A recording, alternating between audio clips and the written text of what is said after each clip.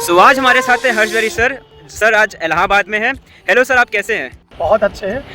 आज हम आपसे 10 क्वेश्चन पूछने वाले हैं लॉ से रिलेटेड, और वो जो क्वेश्चंस होने वाले हैं ये बच्चों द्वारा, जो हमारे सब्सक्राइबर्स हैं उन्होंने आप लोग के लिए क्वेश्चंस ढूंढे हैं। आज आपसे 10 क्वेश्चन लॉ के पूछने वाले हैं, एक से एक बहुत ही अच्छे क्वेश्चंस होने वाले हैं। तो सर पहला क्वेश्चन आपके लिए है कि क्या नए क्रिमिनल लॉज लागू हो रहे हैं? हाँ, बिल्कुल लागू हो रहे हैं। प्रेसिडेंट ऑफ इंडिया के कंसर्न मिल चुकी हुई है और 1 जुलाई 2024 से ये लागू हो जाएगा। सर दूसरा क्वेश्चन है कि न्यू क्रिमिनल लॉज में कम्युनिटी सर्विस क्यों जोड़ा गया है? कम्युनिटी सर्विस इसलिए जोड़ा गया है कि जो कन्विक्टेड पर्सन है वो रिफॉर्म हो सके, रिफॉर्म होने के बाद वो अपनी सर्विसेज किसी कम्युनिटी सेंटर पर दे, ताकि उनके अंदर कोई जो क्रिमिनल एक्टिविटीज़ है वो बाहर निकल सके, और इसके लिए उनको कोई पैसे वगैरह नहीं दिए जाएंगे। और सर तीसरा क्वेश्चन है कि जैसे कि हम लोग ने ज्यूरिस्प्रूडेंस में पढ़ा था थ्योरीज ऑफ पनिशमेंट, तो theories of punishment old criminal laws और न्यू क्रिमिनल लॉज में क्या अंतर है? कोई पनिशमेंट की थ्योरी ऐड हुई है? हाँ, देखिए, जो हम लोग का न्यू क्रिमिनल्स लॉ आया है, जिसको हम लोग BNS और BNSS वगैरह बोलते हैं, इसमें सबसे पहले ये आया हुआ है कि सामुदायिक सेवा, कोई कन्विक्टेड पर्सन है उसको किसी सामुदायिक केंद्र पर भेज दिया जाए, जैसे हॉस्पिटल है, कोई अनाथालय है, गुरुद्वारा है, चर्च है, मंदिर है, मस्जिद है, वहाँ पे जाके अपनी सर्विसेज को प्रोवाइड करें ताकि वो रिफॉर्म हो जाए। सर अगला क्वेश्चन आपके लिए कि आइडियल गवर्नमेंट आप किसे मानते हैं? देखिए, आइडियल गवर्नमेंट वो गवर्नमेंट होनी चाहिए जिसपे रूलिंग पार्टी के पास तो मेजॉरिटी हो ही, इसके साथ एक बहुत ही स्ट्रांग अपोजिशन होना चाहिए, क्योंकि डेमोक्रेसी में रोल ऑफ अपोजिशन बहुत ही ज़्यादा इंपॉर्टेंट होता है, तभी हमारे डेमोक्रेसी जो है वो खिलकर सामने आ पाएगा। और सर अगला क्वेश्चन है कि आजकल बहुत बातें हो रही हैं वन नेशन वन इलेक्शन की, क्या ये प्रैक्टिकली पॉसिबल है? देखिए, प्रैक्टिकली पॉसिबल क्यों नहीं है, बस इसके लिए अगर शुरुआत की जाए, देखिए इस पे क्या होगा, समय बचेगा, पैसे बचेंगे।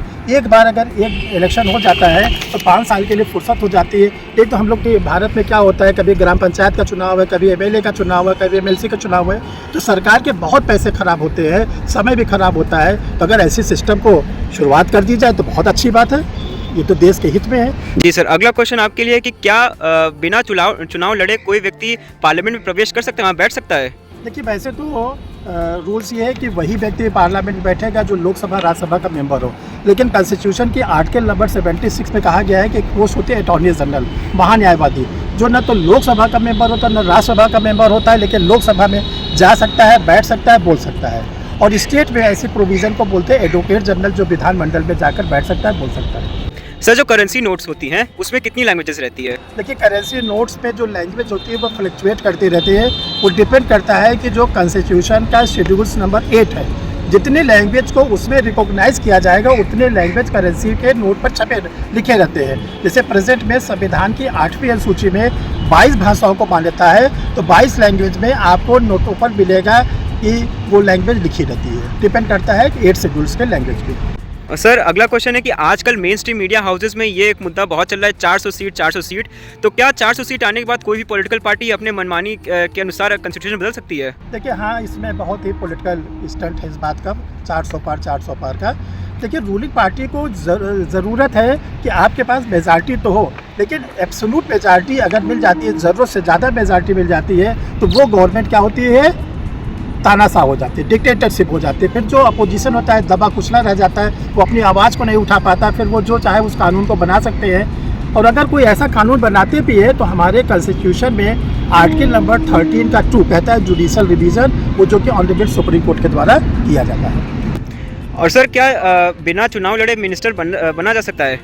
हाँ, बिल्कुल बना जा सकता है। हमारे कॉन्स्टिट्यूशन में प्रोविज़न है कि कोई भी ऐसा बाहरी व्यक्ति जो न लोकसभा का मेंबर है, राज्यसभा का मेंबर है, वो 6 मंथ तक के लिए बन सकता है। प्राइम मिनिस्टर भी बन सकता है, मिनिस्टर भी बन सकता है, लेकिन 6 मंथ के अंदर उसको किसी न किसी हाउस की मेंबरशिप लेनी होगी। अगर मेंबरशिप नहीं ले पाता तो उसका वो पोस्ट खत्म हो जाएगा। सर आपके लिए एक अगला क्वेश्चन ये है कि हमें जुडिशरी क्यों करनी चाहिए?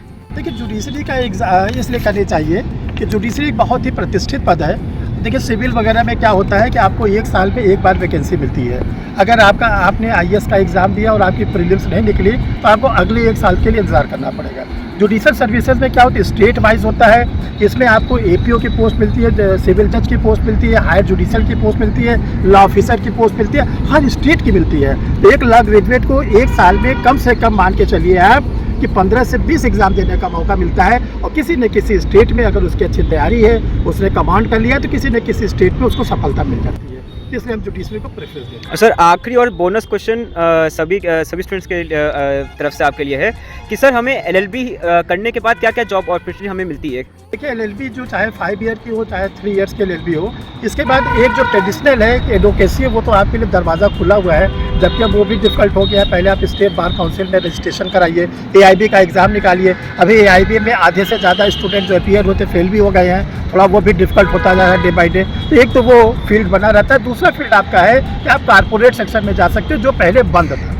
अब कारपोरेट सेक्शन में आप जाकर वहाँ पे लॉ ऑफिसर के रूप में, लीगल एडवाइज़र के रूप में, लॉ असिस्टेंट के रूप में जाकर वहाँ पे आप काम कर सकते हैं और शुरुआत में आपको 40-50 हज़ार रुपये की सैलरी भी मिलती है। और तीसरा जो जुडिशरी है, आप अगर जजशिप पे जाना चाहते हैं तो उसकी आप तैयारी करिए, जजशिप पे निकल जाएंगे। इसीलिए जुडिशरी को हम प्रेफरेंस देते हैं, वहाँ पर आपके सिलेक्शन की पॉसिबिलिटीज़ काफ़ी ज़्यादा रहती है।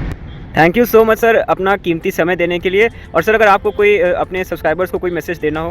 देखिए हम अपने स्टूडेंट से और भी जो लोग इस चैनल को देखते हैं, हम तो देखते हैं कि चैनल को पूरे इंडिया में देखा जाता है, फॉरेन कंट्री में भी देखा जाता है। जो भी इस वीडियो को देख रहे हैं उनको हम बताना चाहते हैं कि हर टॉपिक पर आप लोग के लिए वीडियो परीक्षा रिफ्रेशर यूट्यूब पर दिया गया है। आप लोग चैनल को सब्सक्राइब कर लीजिए। किसी भी टॉपिक पर अगर आप वीडियो चाहते हैं तो कमेंट बॉक्स में आप ज़रूर लिख दीजिएगा। हम आपकी जो फरमाइश होगी, आपके जो डिमांड होंगे उसको जल्दी से जल्दी पूरा करेंगे ताकि आप उस टॉपिक पर भी वीडियो देख सकेंगे। और आप लोग के सामने जब वीडियो जाता है तो उसको आप पूरा देखा करिए। वीडियो में कहीं न कहीं बीच में, लास्ट में कुछ न कुछ ऐसी इंपॉर्टेंट बातें बताई जाती हैं जो आपके लिए बहुत ही ज़्यादा इंपॉर्टेंट होती है। Thank you everyone. Thank you so much sir अपना कीमती समय देने के लिए। और सर एक चीज़, आखिरी चीज़, सबसे आखिरी चीज़, जिस समय ये वीडियो रिकॉर्ड हो रहा है अभी बिहार एचजेएस का रिजल्ट आया हुआ है, तो परीक्षा रिफ्रेशर लॉ क्लासेस से कितने परसेंटेज और कितने बच्चों का सिलेक्ट हुआ है? देखिए जो बिहार का हायर जुडिशल का एग्ज़ाम हुआ था, इसमें छोटा बैच बन पाया था और 6 मंथ की ही प्रिपरेशन हो पाई थी, क्योंकि वैकेंसी आने के 6 महीने के अंदर अंदर एग्ज़ाम हो गया है। तो इसमें जो स्टूडेंटों ने एडमिशन लिया था, 16 स्टूडेंटों ने एडमिशन लिया था और इन 16 स्टूडेंटों में से 5 स्टूडेंटों ने प्रीलिम्स एग्जामिनेशंस को क्वालिफाई किया है और जो परसेंटेज है 41% स्टूडेंटों ने क्वालिफाई किया है। हम समझते हैं कि सेटिस्फैक्ट्री है। बहुत शॉर्ट टाइम मिला था, बहुत ये कोर्स होता है 1 साल का, लेकिन इसको हम 5 महीने के अंदर जितना अपने स्टूडेंटों को करा पाए। हम उन सारे सिलेक्टेड 298 स्टूडेंट को क्वालिफाई कराया गया है पूरे में। हम सभी 298 स्टूडेंट को बहुत बधाई देते हैं कि आप लोग मेंस को क्रैक करिए, इंटरव्यू को क्रैक करिए और एक एडिशनल डिस्ट्रिक्ट एंड सिविल जज की पोस्ट पर प्रतिष्ठित पद पर बैठे। यही परीक्षा रिफ्रेशर लॉ क्लासेस की आप लोगों के लिए शुभकामनाएं। Thank you so much sir अपना टाइम देने, thank you so much sir.